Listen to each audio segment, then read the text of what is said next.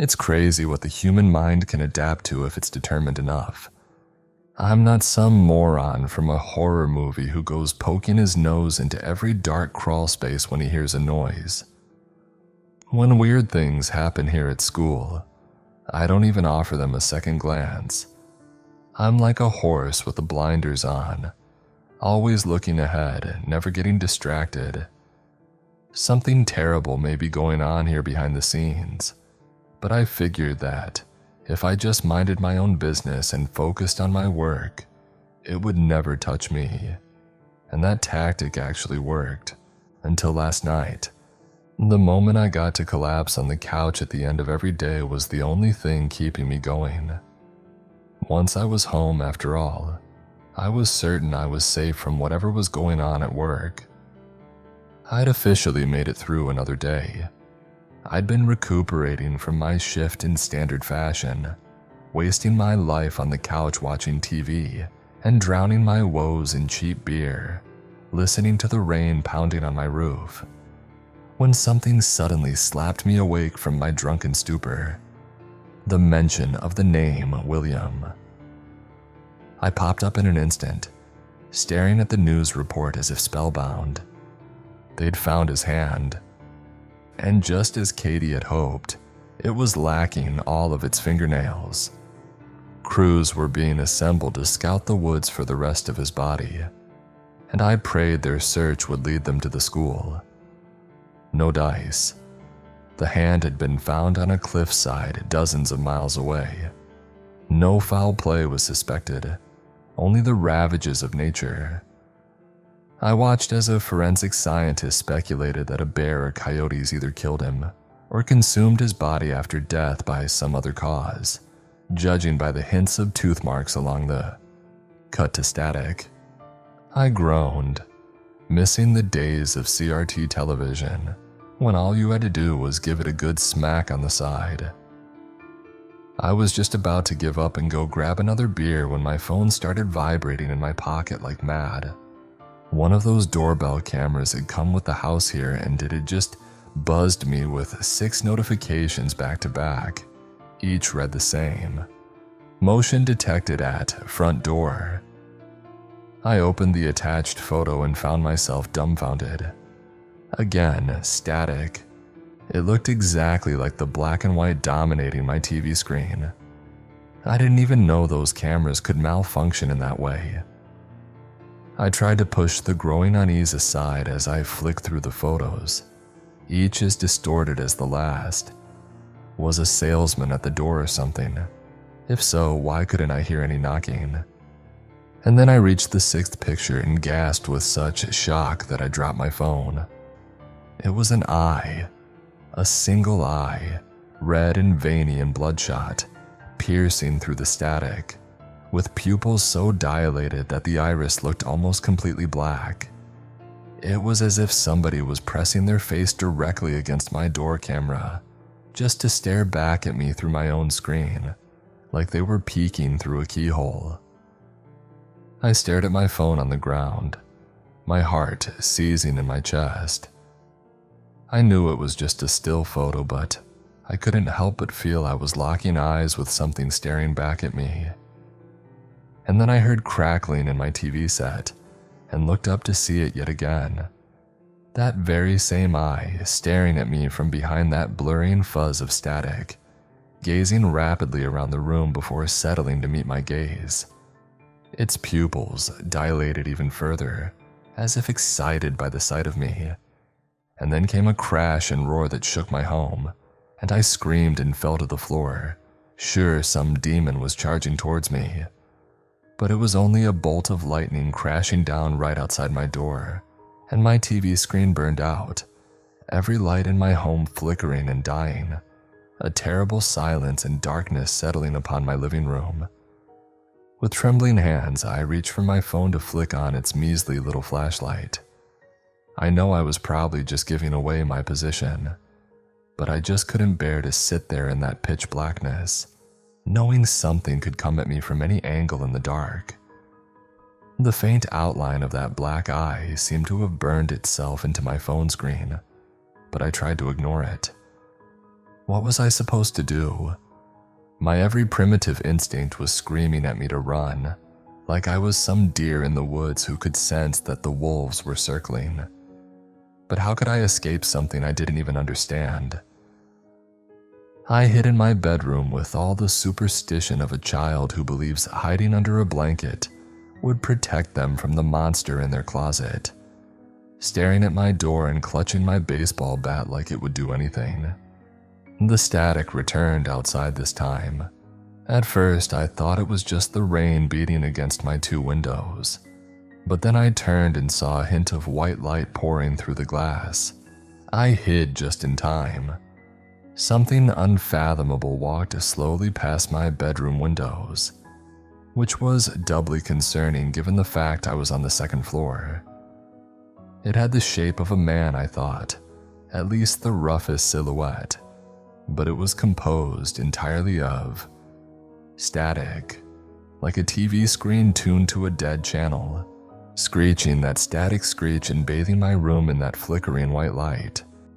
Even when it passed, I stayed hidden, too scared to move, to breathe, to even think. Tears were streaming down my face. I couldn't stop shaking all over. And then I screamed and jumped to my feet when my bedroom computer screen suddenly blared to life, roaring with the crackle of static that felt like an ice pick working its way into my brain. And from that static, something began to emerge, almost like it was oozing from the computer screen before morphing into a solid shape. I dropped to my knees and covered my ears, screaming and pounding my head. Nothing worked. The static just kept getting louder and louder. There it was, floating above me. Something that mockingly disobeyed every rule of God and nature with its very existence. And through the flickering static it was composed of, I caught glimpses of eyes. Thousands of them, all bloodshot and black, staring daggers into my soul. It floated ever closer, its flickering hands reaching out as if ready to settle around my neck. I remembered the way William wailed in the woods. I wondered if I'd sound similar. But when its grasp was only an inch away, it froze in its tracks. And I heard a floorboard creak from my bedroom door, which now stood ajar. It was the Hastings twins. They settled their emotionless gaze upon the impossible creature and opened their mouths to speak for the first time. But not in words. Instead, that same horrible static came rumbling up their throats in unison. And the creature crackled back at them as if they were having a conversation. No, an argument. And once it was settled, the thing hovering above me seemed to begrudgingly flicker out, like a TV set being switched off. And the Hastings too nodded before disappearing back into the blackness of the hallway, the sound of their footsteps stopping abruptly as if they vanished into the dark itself. The lights flicked back on. Everything went back to normal in an instant, and once again I'd been left alone to agonize after having witnessed the impossible. I don't want to go into the self-destructive spiral that was the rest of that night. Crying and dancing and drinking and stumbling around the house like I was commemorating my brush with death. I didn't know what to feel, relieved or horrified or upset. I was crying one moment and laughing the next, but eventually I finally settled on a single emotion: anger. My knuckles had almost turned white from how hard I'd been gripping the steering wheel as I tore through that dark and stormy night. I slammed my brakes in front of the school and looked up at it with a swirling, drunken hatred. And there, a faint light from the headmistress's office, just like there always was, even long after everyone else had gone home for the night. It was like she never slept.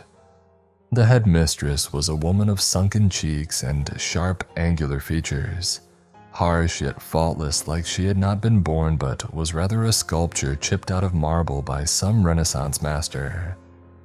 She sat at her dreary, candlelit desk in anticipation when I stormed in, as if she'd been expecting me. "Mr. Vermeil," she greeted. How may I help you? But I'd already seen that familiar, knowing look in her eyes. I scowled at her. You know why I'm here. Perhaps I want to hear it in your own words. Don't do that, I snapped at her. It drove me mad, that tone of hers. You always speak to me like I'm some stupid child. I'm not. You aren't pulling the wool over my eyes anymore. Her brows raised almost imperceptibly. Did she not even realize she'd been doing that? Or was she just surprised I'd called her out? My apologies. She composed herself. Please state your piece. I sat down across from her, collecting my thoughts. Now, I have put up with a hell of a lot for this job. Not for you and not for the money for the kids. But there's something wrong going on here, and I am not going to let you tell me everything's fine and dandy. Not this time. I jabbed a finger at her. Every man has his limit. And having some godforsaken thing busting into my home in the middle of the night. I'm already aware of this intrusion, Mr. Vermeil, and you have my sincerest apologies. It is unprecedented in the history of this initiative, she said in that same even-handed tone. A parent was upset with the Hunter incident from the other week, and somehow deemed you worthy of the blame. The Hastings family is brand new to us, you see, and doesn't quite understand how things work here. I shall see to it that their behavior is corrected. I slammed a fist against the desk. A parent. You act like this was some botched PTA meeting. The thing that busted into my house wasn't even human. I leaned in close. Headmistress, I'm telling you for the last time. I'm not some useful idiot you can keep in the dark forever. You need to tell me what's going on here or I walk. Simple as that. There was a long pause, and in that silence my mind ran wild. My nerve faltered. Maybe I really am one of those morons from a horror movie, I realized. I'd just waltzed into the headmistress's office all alone, and ranted about knowing far too much. If there was some sort of conspiracy going on here, what was stopping her from disappearing me at that very moment? I braced myself for those things in the security uniforms to kick down my door. But instead, the headmistress slowly stood and turned to face the window with her arms crossed behind her back, watching the raindrops roll down her window. Do you know the one thing that unites all sentient things, Mr. Vermeil? I blinked. No, I don't. The capacity for parental love, she explained. Even penguins will guard and warm their eggs for weeks. Elephants will nurture and rear their calves for over a decade, etc., etc. The love a parent may have for their child is one of the very few ineffable qualities which unites all intelligent species. I know what you're about to say. Yes, there are true monsters out there of every kind who neglect or abuse their children, but that is their choice, their own sin. It is not innate to them. In the end, even the darkest devils or most wicked fiends are capable of making the choice to love their own children. She turned to me and her gaze was hard and cold. I'd never seen her so on edge. Now, I want to imagine that you are of a species that is reviled by all the world, despised and feared by all mankind, considered the stuff of nightmares and urban legend. Perhaps your reputation is well earned. Perhaps you've come to accept your life as a thing of horror. Lonely, dreaded, but free. Her heels clicked against the wood floor as she stepped closer. But would you not want better for your children? Would you not want them to have at least the option of living in a world that accepts them? There was a tinge of emotion in her voice, the first I'd ever heard. That is the integration initiative, she concluded, gesturing to the photos littering the walls of smiling alumni. We offered you all a truce in a war older than the very mountain we're standing on. I stared at her breathless, slowly working up the courage to ask, We? As if on cue, lightning struck seemingly just outside her window and lit up the room in its ghostly blue glow. And in that light, the headmistress's shadow appeared to encompass her entire half of the room. It had the shape of something not only inhuman, but which defied all natural law.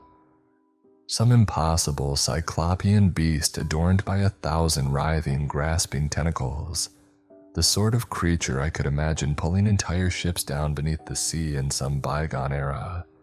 But the lightning passed, and all it left was the woman standing before me, staring me dead in the eyes. Do you understand? What else could I do but nod?